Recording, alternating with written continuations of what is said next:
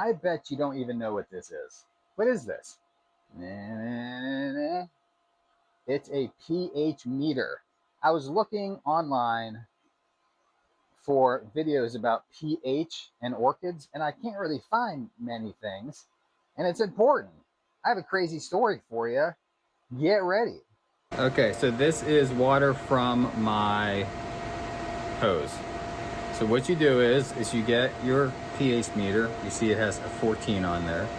You put it in here, and you can see it starts to change. It says about 7.8. This is a really cheap pH meter, so I don't know that I trust it. It's probably 0.2, so it's probably about 8. And in fact, I bet it's about 8, so hold on. Okay, so I put 4 drops of this. I mean, it probably reduced it dramatically. I mean, normally, I mean, this is, okay. So same thing, put it in there, and you see how it's going down, down, down, down, down. Wow, 1.5, 2, 1.7. So yeah, you can see how the pH down, which is acidic, dramatically reduced the water. Do not water your orchids with 2. That would burn them, that would hurt them. So I have a few Vandas. When I say a few, probably, I don't know, 100? Literally. I have so many Vandas that I'm done. No more Vandas for Dave. I have enough. I'm tired of them. I have too many. But this is a story. This is a crazy, I don't know. It's crazy for an orchid guy. It's crazy. So I have all of these Vandas. Everything I'm doing is right. I'm watering them every day. They have good light. The temperature's right. And I don't have a single bloom for a year. For a year, there's not a single bloom on these beautiful Vanda, which should be just bursting with color, but they are not. What is happening? Now, granted, I moved about a year ago to my new place, and so since then, just no blooms. Now, my old house is blooming like crazy. It's a mystery. It's a mystery that I finally figured out, and it all has to do with pH. So, when I was at my last house, I was using reverse osmosis water, which is like perfectly even pH. It's right around 7. Now, 6.5 to 7 is what orchids like.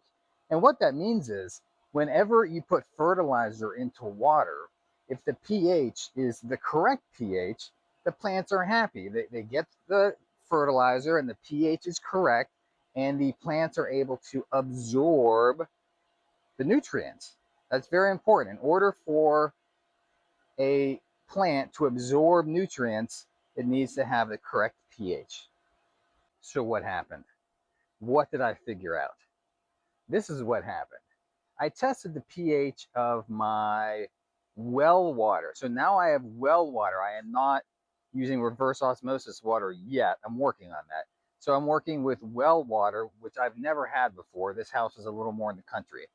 So I got the pH meter that I showed you, and it was showing me about 8.5 to 9 pH. It's called basic pH. It's the opposite of acidic. So that's unbelievably high, which can cause some real problems. And once I figured that out, the mystery was solved. All right, you ready? This is the mystery solved. So Vandas, in order to bloom, need phosphorus, more so than other kinds of orchids.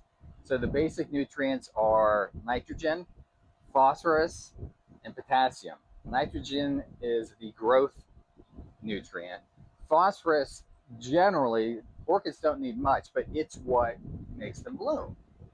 Now the problem is phosphorus is very, very picky about its pH. And when the pH is that high, 8.59, it's going to get blocked out, locked out. So even though you're spraying the fertilizer on the plant, because the water that's connected to the fertilizer is so basic, the plant doesn't get it. It's unable to absorb it. So you could have fertilizer that is just jam packed with phosphorus and be spraying it all over your Vandas, and they're not actually absorbing anything. So what ended up happening is my Vandas weren't blooming because they weren't getting the very nutrient they needed in order to bloom. Mystery solved. Okay, I am going to put on the screen this chart that shows you what pH each particular nutrient requires. You can look at the chart if you want. It's going to look complicated. At the end of the day, you want like 6 to 7. If your pH is 6 to 7, everyone's happy. Everything's doing its thing. Anyway, look at the chart. Look at the chart. Enjoy. Be confused. Look it up on the internet. There are basically 4 kinds of water. You got your well water, which I just talked about. In Florida, it's generally very basic. It's above 7. It's definitely not ideal. It's not ideal. The next kind is tap water, something you would get out of a municipal system. Also not ideal. Not as high pH-wise. It might be like 7.5. So it should be fine.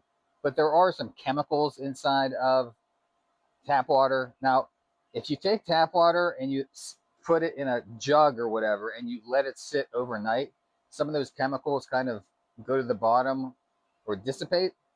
So if you want to be that way, feel free. But tap water is not going to kill your orchids. It's just not ideal. Neither is well water. Now, the absolute perfect kind of water is rainwater. Imagine that. Now, I'm thinking about doing some sort of like rain barrel setup thing. I don't know how other people have recommended it. Rainwater is usually like 6 to 6.5. It makes sense, but rainwater is pretty ideal when it comes to pH and the orchids in general. And then the last would be reverse osmosis water. Again, it's literally perfectly pure water, which isn't always great. I'm going to talk about that now. So because, not to get overly complicated here, because there is nothing in reverse osmosis water, it's very volatile. So if you put in like a couple drops of lemon juice, it's going to drop the pH, boom, way low. And if you put in a couple drops of baking powder, it's going to, boom, go real high. So you have to be careful with that water. Generally, what a lot of these orchid growers do is they dump in a little bit of well water just to, give it a buffer, just kind of chill everything out. Okay, long story short, rainwater, great. Reverse osmosis, basically just as good. Tap water and well water, oh well, deal with it. Your orchids will be fine. Okay, so what did I do? Because, by the way, my Vandas are now blooming, and I'm pretty psyched. They're happy, beautiful. I've been better about spraying for thrips this year. I've been spraying every two to 4 weeks. Separate video. But my Vandas, they started to bloom. It's like a miracle. So what did I do? Well, I artificially acidified the water that I used to fertilize my plants with. Hold on, I'll show you. Okay, so what I did was, this is the bucket of fertilizer. Imagine there's water in here. And this is something called pH down. pH down. It's basically acid. I mean, really mild acid. So I fill that with water. I take, I don't know, a tablespoon, it says on here. I put it in, and my pH goes from like 8.5 down to 6. I then put fertilizer in there. So now I'm fertilizing with water that's pH 6. So I go over my Vandas with my fertilizer, and they're able to receive the phosphorus because the pH is correct. That's fancy. That is chemistry. So again, I reduce the acidity. I know I've had a couple people come to me saying, when I was at the other house with the reverse osmosis water, and they'd come to my house and they'd be like, man, you really know how to grow orchids. Those Vandas are amazing. I can't grow Vandas like that. And I felt very fancy. I felt very, my ego was getting blown up. But in hindsight, all that was happening was they were watering their plants with tap water, and I was watering my plants with reverse osmosis water. So my Vandas were receiving way more phosphorus, hence, they were blooming. How cool is that? Here's another point. We're getting really technical here, but it is important. So I have everything I have basically at this point is mounted or hanging in a basket. I don't know how well.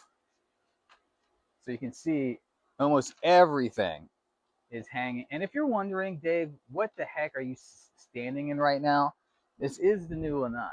Most of it's done. I wish I'd made it a little bit bigger. It's already full.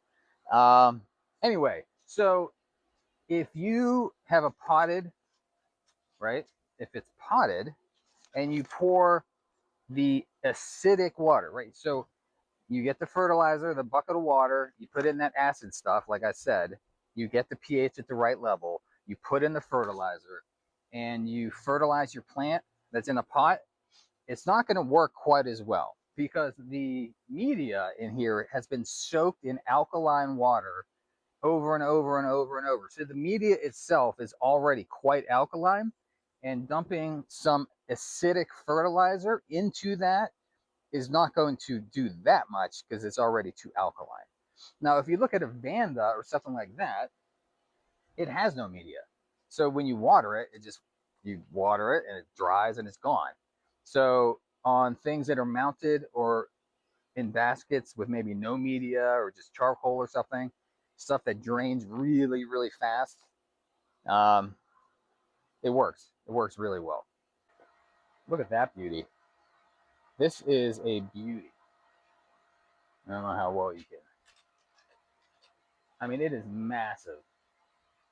I will say, I'll tell you what it is on the screen. It's probably my favorite orchid. It's gorgeous. These flowers last forever. They're massive. They're on the other side too. I don't think you can see them per se. Just wanted to show this off real quick. So, and somewhat, let's do some concluding thoughts here. My flower bouquet here. So, what about different species and genuses of orchids, like Dendrobium, Vanda, Cattleya? Do they need different? Now we're getting pretty specific here, but this is important. Do they need different pH for each one of these various genre, right? And the answer is, thank goodness, no. Well, you're supposed to have different pH for each plant now. That's just getting out of control. So yeah, like that 5.5 to 7, they're happy as can be. I hope you learned a lot today. I bet you've never heard about this stuff before, and I hope it takes your, I know it will, I'm excited, your orchid game to the next level.